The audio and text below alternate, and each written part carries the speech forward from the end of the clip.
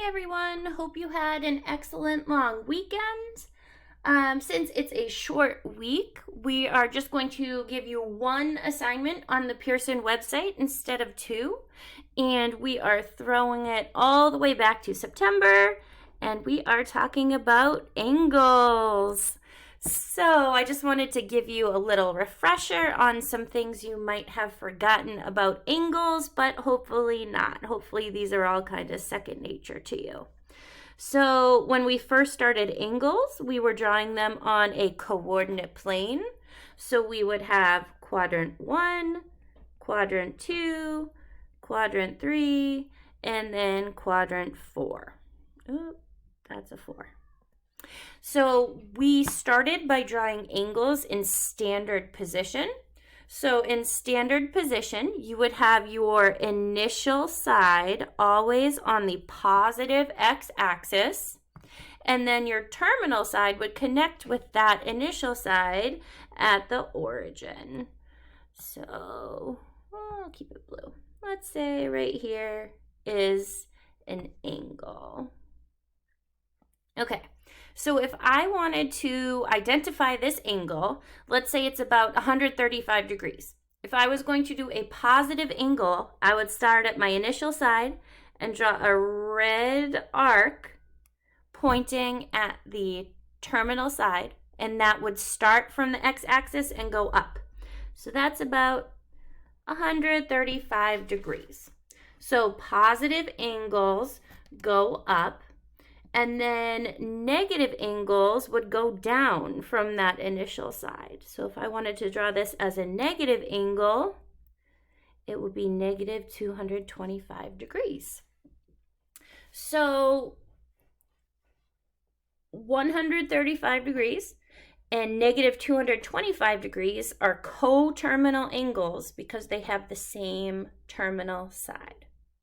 You could find a whole bunch of other terminal angles, actually infinitely many terminal angles, just by adding 360 degrees or subtracting 360 degrees from either of those two angles. If these were in terms of pi, you'd be adding 2 pi or subtracting 2 pi. You could do that infinitely many times. So you want to know about coterminal angles. You want to know about drawing angles in standard position. And then, since you need to know about both radians and degrees, you want to be able to convert between the two. So you want to be able to convert between radian and degrees. So if I were to give you, let's say, what do I want to start with? Let's start with a radian first. If we wanted to start with a radian and go to a degree. So if I were to give you a radian of, let's say, I don't know, pi over 5. What I would do is multiply by 180 over pi. And what's going to happen when you do that is that the pi's are going to cancel each other out. And then you're left with 180 over 5. And you can either simplify that fraction or divide it if it goes in evenly. And this one goes in evenly. So pi over 5 and 36 degrees are the same angle. Crazy, right? If you wanted to go, if you wanted to go the other direction, if I gave you a degree and you wanted to change it to a radian, let's say I gave you 20 degrees and you wanted to change that into a radian. You would multiply by the reciprocal of what we had up top. You would multiply by pi over 180. So you would end up with 20 pi over 180. And then you would just take a look at the fraction and you would reduce that fraction. So 20 over 80, 20 over 180 reduces to 1 over 9.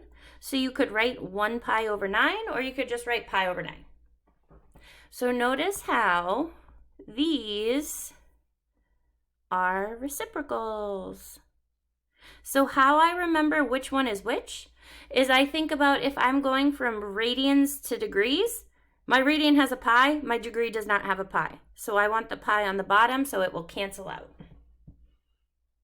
Yeah. All right. So you have to do a whole bunch of conversions in this assignment. And also, there's one other thing that we didn't talk too much about, and that is called arc length. So what exactly is arc length? Well, an arc is a piece of a circle. So let's say I have this circle. It's kind of a circle. And I have the center right here. And then I'm going to take a section of this circle.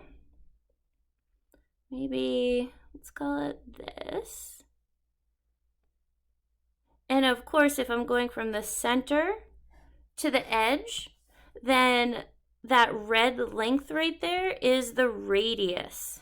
Okay, so that's the radius. And then there would be an angle in there called theta. And what arc length is the measure of this piece of the circumference of the circle. So right up there, that is arc length. Let's see. And we give arc length a letter. We call it S. So up here, the arc length is S. I don't know why it's called S, but I can look it up for you. So the formula to find the arc length, S equals R times theta. So S stands for the arc length. R stands for the radius. And then theta is going to stand for that angle in the middle, but you want to take that angle and you want to make sure that it is in radians. So arc length and radians are very similarly connected. So arc length has to have your angle in radians. Yeah, it's super important that's in radians, because if you're talking about the unit circle, in the unit circle, your radius is 1. So in the unit circle, the arc length and the radian is the same. So that's kind of cool. Yeah, I think you can definitely do really well on this assignment. There are a couple in there that have some critical thinking in there, and you're going to do great.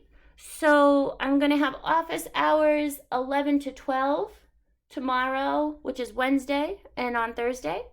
And then on Friday, you can stop by the live video chat at 11:30 if you have any questions. Yeah, just let me know. I look forward to seeing you all on Friday. And of course, I miss you. So sad. All right. I miss you guys. Have a great week. Bye.